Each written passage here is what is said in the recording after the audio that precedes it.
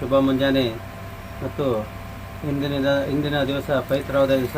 ಇಂದು ಹೀರಾಪುರ ಬಡಾವಣೆಯ ಜೋಡಿ ನಂದಿ ಬಸವೇಶ್ವರ ರಥೋತ್ಸವ ಹಾಗೂ ಅಗ್ನಿ ಕಾರ್ಯಕ್ರಮ ಜಾತ್ರೋತ್ಸವ ಜರುಗಲಿದೆ. ಇದು ಬಹಳ ಮಹತ್ವವಾದ ಜಾತ್ರೆ, ತಲತಲಾಂತ ನಡೆದುಕೊಂಡು ಬರ್ತಾ ಇದೆ. ಮತ್ತು ಈ ಜೋಡಿ ನಂದಿ ಬಸವೇಶ್ವರರ ದಿವ್ಯವಾದ ಶಕ್ತಿಯನ್ನು ಬಹಳ ಇದೆ. ನಡ್ಕೊಂಡವರಿಗೆ ಬೇಕಾದನ್ನು ಕೊಟ್ಟಿದ್ದಾರೆ. ಅದೇ ಥರ ನಾನು ಕೂಡ ಒಬ್ಬನು. ನಾನು ಇಲ್ಲಿ ಅವರ ಬಸವೇಶ್ವರ ಗುಡಿಗೆ ನಡ್ಕೊಂಡದಾಗಿನಿಂದ ನನಗೆ ಏನೂ ಕಡಿಮೆ ಇಟ್ಟಿಲ್ಲ. ನಾನು 20 ವರ್ಷದ ಹಿಂದೆ ಇಲ್ಲಿ ಬಂದಿದ್ದೇನೆ. ಈ ಜೋಡಿ ನಂದಿ ಬಸವೇಶ್ವರರ ಕೃಪಾಶೀರ್ವಾದ. ಯಾವಾಗ ಇಲ್ಲಿ ನಾನು ಪ್ರಾರಂಭದಲ್ಲಿ 2000 ಇಸ್ವಿಯಲ್ಲಿ ನಾನು ಪ್ರಾರಂಭ ಮಾಡಿದೆ ನನ್ನ ಮೆಡಿಕಲ್ ಶಾಪು ವ್ಯಾಪಾರ. ಸೊ ಆವಾಗ ಬಂದಾಗಿನಿಂದ ಅಷ್ಟೊಂದು ನಡೀತಾ ಇರಲಿಲ್ಲ. ಯಾವಾಗ ನಾನು ಜೋಡಿ ನಂದಿ ಬಸವೇಶ್ವರರ ಪಾದದಲ್ಲಿ ಬೇಡಿಕೊಂಡೇನೋ ಅವತ್ತಿನಿಂದ ಇಂದಿನವರೆಗೂ ನನಗೆ ಭಾಳ ವ್ಯಾಪಾರದಲ್ಲಿ ಲಾಭ ಕೂಡ ಆಗಿದೆ ಮತ್ತು ಸುಖ ಸಂತೋಷ ನೆಮ್ಮದಿಯಿಂದ ಇದ್ದೇನೆ. ಮತ್ತು ಅದೇ ರೀತಿ ಬಹಳಷ್ಟು ಜನರಿಗೂ ಕೂಡ ಒಳ್ಳೆಯದಾಗಿದೆ ಈ ಜೋಡಿ ನಂದಿ ಬಸವೇಶ್ವರನ ಕೃಪಾಶೀರ್ವಾದದಿಂದ. ಅದಕ್ಕೆ ಸದ್ಭಕ್ತರಲ್ಲಿ ವಿನಂತಿಸಿಕೊಳ್ಳದೆ ಜೋಡಿ ನಂದಿ ಬಸವೇಶ್ವರ ಕೃಪಾಶೀರ್ವಾದ ತಮಗೂ ಕೂಡ ಸಿಗಲಿ. ತಾವು ಬಂದು ದೇವರ ಆಶೀರ್ವಾದವನ್ನು ಪಡಿಬೇಕಾಗಿ ವಿನಂತಿ. ತಮ್ಮ ಹೆಸರು? ನನ್ನ ಹೆಸರು ರಾಜ್ಕುಮಾರ್ ಚಕ್ಕಿ, ಐಶ್ವರ್ಯ ಮೆಡಿಕಲ್ ಮತ್ತು ಜನರಲ್ ಸ್ಟೋರ್. ಪ್ರಾರಂಭದಲ್ಲಿ ನನಗೆ ಬಹಳ ತೊಂದರೆ ಆಗಿತ್ತು. ಈ ಜೋಡಿ ನಂದಿ ಬಸವೇಶ್ವರ ಕೃಪಾ ಆಶೀರ್ವಾದದಿಂದ ಈಗ ನಾನು ಉನ್ನತ ವ್ಯಾಪಾರಸ್ಥನಾಗಿ ಮುಂದುವರಿತಾ ಇದ್ದೇನೆ. ಅವರ ಕೃಪಾ ಆಶೀರ್ವಾದ ಸದಾ ನನಗೆ ಇದೆ.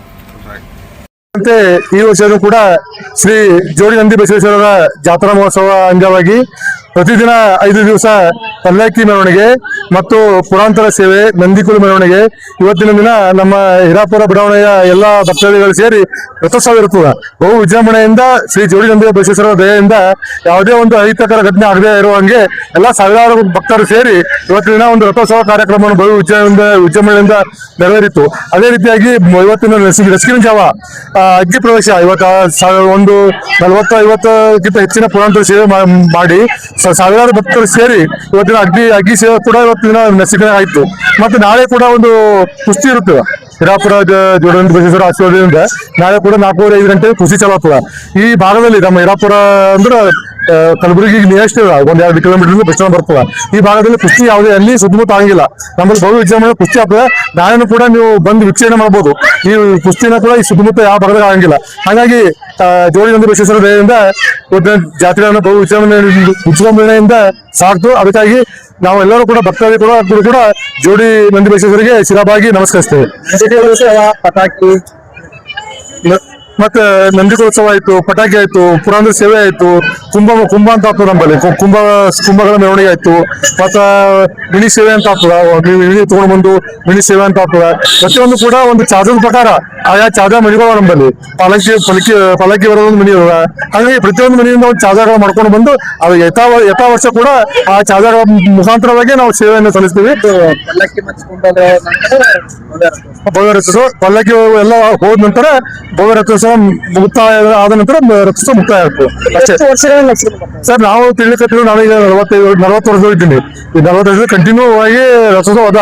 ನನ್ನ ಮಟ್ಟಿಗೆ ಒಂದು 60-70 ವರ್ಷದಿಂದ ನಡ್ತಾ ಇದ್ವಿ ಅಂತ ಅನಿಸಿಕತ್ತು ನನಗಾರೆ. ಬಟ್ ನಮ್ಮ ಪೂರ್ವಜರು ಇಟ್ಕೊಂಡು ಹೊಂಟಾವೆ ಸರ್. ಅದು ನಾವು ಕೂಡ ಅದನ್ನು ಮುಂದುವರಿಸ್ತಾ ಇದೀವಿ. ಮುಂದೆ ಕೂಡ ನಮ್ಮ ಪೀಳಿಗೆ ಕೂಡ ಮುಂದುವರಿಸ್ತಾವ ಅಂತೇಳಿ ನಮಗೆ ಅದು ಆಸೆ ವ್ಯಕ್ತವಾದ ಸರ್. ಯೋಗೇಶ್ ಬರೋರು ಹೀರಾಪುರ. ಶ್ರೀ ಕ್ಷೇತ್ರ ಹೀರಾಪುರ ಗ್ರಾಮದಲ್ಲಿ ಸುಮಾರು ವರ್ಷಗಳಿಂದ ಪ್ರತಿ ವರ್ಷದಂತೆ ಈ ವರ್ಷನೂ ಜಾತ್ರಾ ಮಹೋತ್ಸವ ಅತಿ ವಿಜೃಂಭಣೆಯಿಂದ ಆಚರಿಸಲಾಯಿತು. ಈ ಕಾರ್ಯಕ್ರಮ ಸುಮಾರು ನಾವು 45-50 ವರ್ಷ ನೋಡ್ತಾ ಇದ್ದೇವೆ. ನಮ್ಮ ಹಿರಿಯರು ಹೇಳ್ತಾರೆ ಬಹಳ ದಿವಸ ರಥೋತ್ಸವ ಕಾರ್ಯಕ್ರಮ ಮಾಡೋದಿಲ್ಲ ಹೀರಾಪುರದಾಗ ಅಂತ ಹೇಳ್ತಾರೆ. ಅದು ವಿಶೇಷ ಏನಂದ್ರೆ ಸಾವಿರಾರು ಜನ ಭಕ್ತಾದಿಗಳು ಬರ್ತಾರ. ರಥೋತ್ಸವ ಸಾಗುವ ಜಾಗ ಬಹಳ ಹತ್ತಿ ಜಾಗ. ಆ ಹತ್ತಿ ಜಾಗ ಇದ್ರು ಆ ಜಾಗಕ್ಕೆ ಮತ್ತು ಜನರ ದಟ್ಟಣೆಯಿಂದ ನೋಡ್ಬೇಕಾದ್ರೆ ಪ್ರತಿ ವರ್ಷ ಒಂದು 5-6 ಸುಮಾರು 5 ಘಟನೆಗಳು ಸಂಭವಿಸಬಹುದು. ಆದ್ರೆ ಆ ದೇವರ ಕೃಪಾ ಜನರ ಭಾವನಾ ಆ 5 ಘಟನೆಗಳಿಗೆ ಅವಕಾಶ ಮಾಡಿಕೊಟ್ಟಿಲ್ಲ ಅಂತ ತಿಳ್ಕೊಳಕ್ಕೆ ನಮಗೆ ಇವತ್ತು ಹೆಮ್ಮೆ ಆಗ್ತಾ ಹೀರಾಪುರ ನಂದಿ ಬಸವೇಶ್ವರ ರಥೋತ್ಸವ ಕಾರ್ಯಕ್ರಮದಲ್ಲಿ. ಯಾಕಂದ್ರೆ ನಾನು ನೋಡೋಕೆ ಯಾವುದೇ 5 ಘಟನೆಗಳು ಆಗಿಲ್ಲ. ಭಕ್ತಾದಿಗಳು ಸುಮಾರು ವರ್ಷಗಳಿಂದ ನೋಡ್ತಾ ಇದ್ದೀನಿ. ವರ್ಷಿಗೆ ಭಕ್ತಾದಿಗಳು ಹೆಚ್ಚಿಗೆ ಆಗ್ತಾರೆ. ಯಾಕೆ ಹೆಚ್ಚಿಗೆ ಆಗ್ತಾರೆ ಭಕ್ತರು ಅಂತಂದ್ರೆ ಆ ಬಸವೇಶ್ವರ ಪಾವನ ಅದಂತೆ ಅವರ ಆಶೀರ್ವಾದ ಅದ ಅಂತೆ ಭಕ್ತರು ಈ ದೇವಸ್ಥಾನಕ್ಕೆ ಬರ್ತಾರ ಮತ್ತು ರಥೋತ್ಸವದಲ್ಲಿ ಪಾಲ್ಗೊಳ್ತಾರ ಅನ್ನೋ ನಂಬಿಕೆ ವಿಶ್ವಾಸದಿಂದ ಇವತ್ತರ ಹೇಳ್ಬೇಕಾಗ ಎಲ್ಲಾ ಕಡೆ ಏನೋ ಒಂದ್ ವರ್ಷ ಜಾತ್ರೆ ಮಾಡಕ್ ಬಿದ್ದಿದ್ದಿಲ್ಲ, ಹಂಗಾಗಿ ಬಸ್ ಸೇರಿ ಮಳೆ ಬರ್ತಾ ಇತ್ತು, ಅದೇನೋ ಪವಾಡ ಮಳೆ ಬಂದು ಏನಿಲ್ಲ. ಕಳೆದ ಸುಮಾರು ವರ್ಷ ಮಿನಿಮಮ್ ಒಂದು 7-8 ವರ್ಷ ಹಿಂದ್ಗಡೆ ರಥೋತ್ಸವ ಸಂದರ್ಭದಲ್ಲಿ ಅತಿ ಭಯಂಕರವಾದಂತ ಮಳೆ, ನಮ್ಮ ಜೀವನದಲ್ಲಿ ಅಂತ ಮಳಿ, ಅಂತ ಸಿಡಿಲು, ಅಂತ ಗಾಳಿ, ಅಂತ ಚಳಿ ನಾ ಎಂದೂ ಕಂಡಿರಲಿಲ್ಲ. ಅಂತ ಒಂದು ಸಮಯದಲ್ಲಿ ಕೂಡ ಯಾವುದೇ ಜನರಿಗೆ ಒಂದು ಸಣ್ಣ ಪುಟ್ಟ ಅಹಿತಕರ ಘಟನೆಗಳು ಸಂಭವಿಸಲಿಲ್ಲ. ಯಾರು ಕೂಡ ಬಿಟ್ಟೋಗಿಲ್ಲ. ಎಳಕಾಲ ನೀರು, ಬಂಕಿ ನೀರು ಇದ್ರು ಎಲ್ಲರೂ ರಥೋತ್ಸವದಲ್ಲಿ ಪಾಲ್ಗೊಂಡು ರಥೋತ್ಸವ ಅದ್ದೂರಿಯಾಗಿ ಜರುಗಿತು. ಆದ್ರೂ ಕೂಡ ರಥೋತ್ಸವ ಜನ ಯಾರು ಬಿಟ್ಟು ಚಾಗಿ ಮುಂದೆ ಹೋಗಿ ನಿಂದ್ರೋ ತನಕ ಮಳೆ ನಿಂತಿಲ್ಲ. ಆದ್ರೆ ರಥೋತ್ಸವ ನಿಂತ್ಕೊಂಡಿನ ಮಳೆ ನಿಂತು. ಆದ್ರೂ ಮತ್ತೆ ಯಥಾಸ್ಥಿತಿ ನಾವು ಇದ್ದೆವು. ಯಾರಿಗೂ ಯಾವುದೇ ಅಹಿತಕರ ಘಟನೆಗಳಾಗಿಲ್ಲ.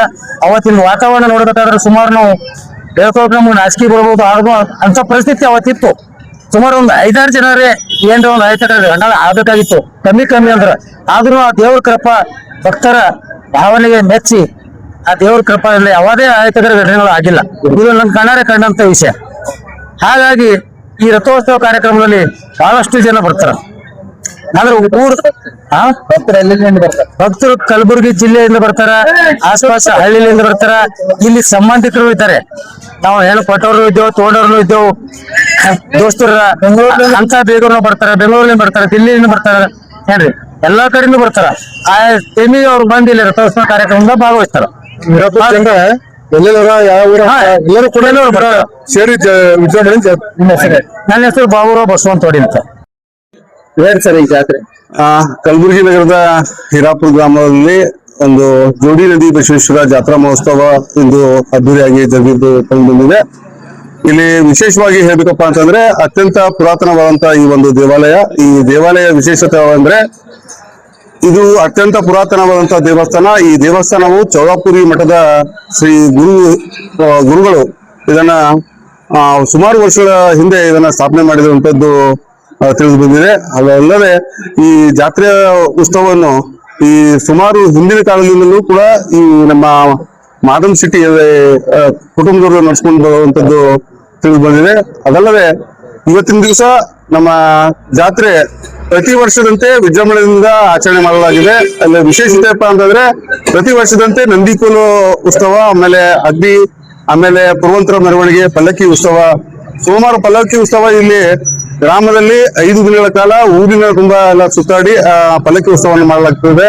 ಅದ್ರ ಜೊತೆನೆ ನಿನ್ನೆ ರಾತ್ರಿ ಕೂಡ ಇಲ್ಲಿ ಪುರವಂತರ ಮೆರವಣಿಗೆ, ಅದಲ್ಲದೆ ನಂದಿಕೋಲು, ಆಮೇಲೆ ಅಗ್ನಿ ಕುಡುಗರ ಮೂಲಕ ಭಕ್ತಾದಿಗಳು ವಿಶೇಷವಾಗಿ ಪೂಜೆ ಸಲ್ಲಿಸಿ ಇವತ್ತಿನ ಬೆಳಗಿನ ಜಾವ ಶ್ರೀ ಜೋಡಿನಂದಿ ಬಸವೇಶ್ವರ ವಿಶೇಷ ಪೂಜಾ ಅಭಿಷೇಕ, ಅದರ ಜೊತೆಯಲ್ಲಿ ಅಕ್ಕಮಹಾದೇವಿ ಪೂಜಾ ಅಭಿಷೇಕ, ವೀರಭದ್ರ ಪೂಜಾ ಅಭಿಷೇಕ ಮಾಡುವ ಮುಖಾಂತರ ಇಲ್ಲಿ ಒಂದು ಅದ್ದೂರಿಯಾಗಿ ಜಾತ್ರೆಯನ್ನು ಆಚರಣೆ ಮಾಡಲಾಗ್ತದೆ. ಈ ರಥೋತ್ಸವ ಐತಲ್ರಿ, ದೇವಸ್ಥಾನದಿಂದ ವೀರಭದ್ರೇಶ್ವರ ಪಾದಗಟ್ಟೆವರೆಗೂ ರಥೋತ್ಸವ ಬಂದು ವಾಪಸ್.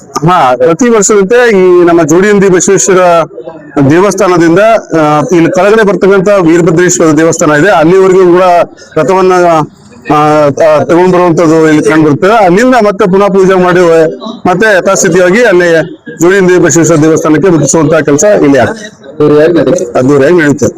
ನಾಳೆ ಕುಸ್ತಿ ಕಾರ್ಯಕ್ರಮ, ನಾಳೆ ಕೂಡ ವಿಶೇಷವಾಗಿ ಪ್ರತಿ ವರ್ಷದಂತೆ ನಮ್ಮ ಗ್ರಾಮದಲ್ಲಿ ಈ ಪರಂಪರೆಯಾಗಿ ನಡೆದು ಬಂದಂತಹ ಒಂದು ಕುಸ್ತಿ ಕಾರ್ಯಕ್ರಮ. ಇಲ್ಲಿ ಕುಸ್ತಿಯಲ್ಲಿ ಸುಮಾರು ಇಲ್ಲಿ ಸುತ್ತಮುತ್ತಲಿನ ಹಳ್ಳಿಯಿಂದ ಜನರು ಕೂಡ ಇಲ್ಲಿ ಭಾಗಿಯಾಗಿ ಆ ಕುಸ್ತಿಯಲ್ಲಿ ಪಾಲ್ಗೊಳ್ತಾರೆ.